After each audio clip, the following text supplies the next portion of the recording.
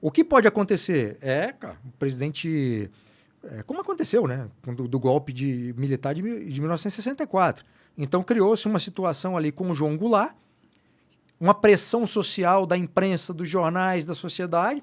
Os militares vieram, né? O combinado não era bem aquele, o combinado era os militares afastar o João Goulart e devolver o poder aos civis. Pode crer. Né? Os caras não respeitaram.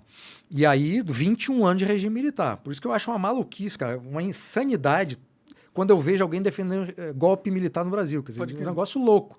Porque todas as vezes que aconteceu, todas as vezes em que um golpe militar foi realizado no Brasil, deu merda. Sim. A começar pelo primeiro de 1889. A parada do poder, né? O cara pega o poder e fala assim, pô, o país é meu, dei o golpe, a sociedade permitiu o golpe. Agora, o único jeito dela reaver o poder é eu entregando voluntariamente.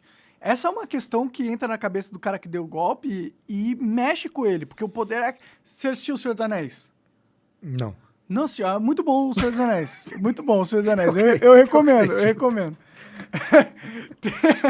Tem lá no Senhor dos Anéis o Anel do Poder, tá ligado? E todo mundo que pega esse Anel do Poder, ele é corrompido por ele. Cara, desculpa. O Senhor dos Anéis, o primeiro filme eu vi. Tá. O que eu não vi foi o Harry Potter. Tá? Só corrigindo. Tudo bem, não, tudo bem. O primeiro eu vi. Tem mais de um, né? Tem três filmes. Só vi o primeiro. Tem o Hobbit também, aí vão lançar uma série agora. Não, o primeiro eu vi. Então, é isso. O cara chega... Eu tenho o poder completo. O poder todo é meu lá. Então, eu tenho muito incentivo de querer ficar com isso. Então, eu acho que por isso que o golpe em geral, qualquer golpe em geral, qualquer quebra da normatividade institucional é um problema nesse sentido. Porque aí o jogo vira sem regras. O cara que tá com a carta do poder na mão faz o que quiser. Esse é o problema de um golpe, na minha visão. O golpe, cara, provoca todo tipo, quer dizer, uma ruptura institucional e...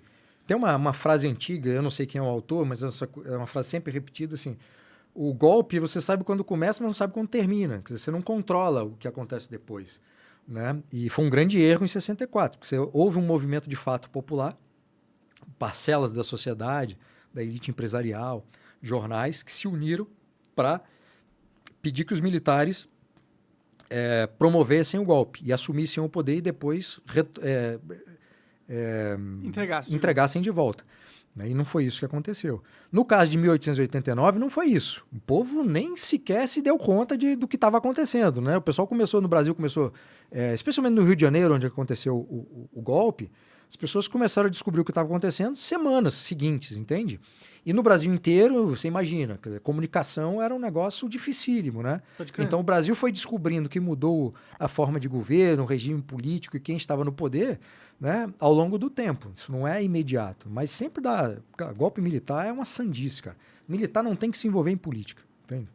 O militar tem que cumprir as suas funções constitucionais, que é ser militar. Mas tem uma função constitucional do militar que se está rolando alguma ameaça à democracia, ele tem o papel de intervir, né? Isso cara, esse artigo aí da Constituição, para mim, é uma maluquice, porque ele abre margens a interpretações muito perigosas, como essa, transforma as Forças Armadas numa espécie de tutela da sociedade, que foi o que aconteceu lá atrás, e que aconteceu também em 64, que aconteceu em vários outros episódios da história. E militar não tem que ser tutela da sociedade. Não tem que ser. É que no final militar das contas, tem que ser militar. É que no final das contas os militares são quem detém o monopólio da força. Eles têm aquilo que é de mais valor dentro do Estado, de verdade. Eles podem, entende? Então, estando na Constituição ou não... já é delimitação deles, né? Mas se você, de alguma maneira, autoriza ou dá a entender num texto constitucional que eles podem fazer isso, cara, isso tem um caminho muito perigoso. Inclusive para o presidente de turno, né? Não estou falando desse específico que está no poder, que é o Jair Bolsonaro, mas qualquer presidente use aquilo para, enfim... Tomar poder. Aliás, é chefe das Forças Armadas, né? Ou para se manter no poder. Né? Aí o que pode acontecer é as Forças Armadas não obedecerem ao presidente. Se o presidente usar o artigo. Né? Aí vai ter uma reação por parte dos militares. No fim, eles decidem, né? No fim, a sociedade meio que porque a gente tá na mão da ala militar de qualquer forma. Eu sei que, claro, eles tomarem golpe, eles precisam de ter uma anuência social. Porque senão... Não precisa, não, cara. Não precisa. Acho que se eles tomarem contra as pessoas, são muita gente, é muita gente. E daí? Muita gente armada? Não. Não, mas o jogo político rola Cara, em qualquer país do mundo, se os militares decidirem tomar o poder, vão tomar. O que pode haver depois de um tempo, reação, aí você tem as pessoas, enfim, milícia armada, essa porcaria, vira uma guerra civil e pronto, aí os caras vão pro pau. Aí a vitória da reação vai depender da capacidade militar, entende? Sim. Mas o que eu acho problemático é que, do ponto de vista político, haja qualquer tipo de confusão nesse sentido de que as Forças Armadas devem ser a tutela da sociedade. Isso não pode estar na discussão política. Isso não pode estar no texto constitucional, entende? Faz sentido, hein? Não pode. Perversos, né? Não pode, cara. Não pode. Agora, voltando ao ponto, se os militares quiserem dar um golpe de Estado, cara, vão dar. O que a Independentemente gente vai fazer, né? Vai pegar uma handgun contra uns tanques de guerra lá. Não tem jeito. Pode haver reação, mas vai ter morte, né? Não, mas pior que se juntar 200 milhões de pessoas para querer destruir o exército militar, a gente consegue, porque a gente pode não conseguir bater de frente. Mas 200 milhões, como que você vai se proteger de todo mundo? É difícil. Cara, mas eu nunca vi isso acontecer, tá? A não ser episódio de guerra civil, né? Mas aí você tem duas forças de cada lado. Você pega a Guerra Civil Espanhola, por exemplo, que ali você tem uma disputa política clara e tentativa de golpe e tal. Você tem uma reação, o país entra em guerra e, cara, lascou-se tudo, né? As guerras civis na Inglaterra também. Agora na Ucrânia, né? Só que é uma guerra... Não, na Ucrânia é outra coisa. Não é civil, na verdade, é contra a Rússia. A Ucrânia né? é uma invasão russa no território ucraniano, é outra discussão, né? Mas eu nem sei o que eu estava falando aqui, eu acabei me perdendo. Não tem problema. Você tem medo do Bolsonaro acabar dando um golpe? Eu não acredito nessa possibilidade, não, cara. Não acredito, não. Porque o STF tá tentando, né? Tipo, não sei se dá um golpe, mas tá tentando tomar o poder sem respeitar a Constituição. Talvez essa briga entre os dois poderes acaba se acirrando e terminando num golpe para um lado ou para o outro. Para o Bolsonaro ter golpe, dar um golpe, ele precisa do apoio das Forças Armadas. Sim. Né? Porque, como eu falei, ele é chefe das Forças Armadas, mas eu não acredito que depois das experiências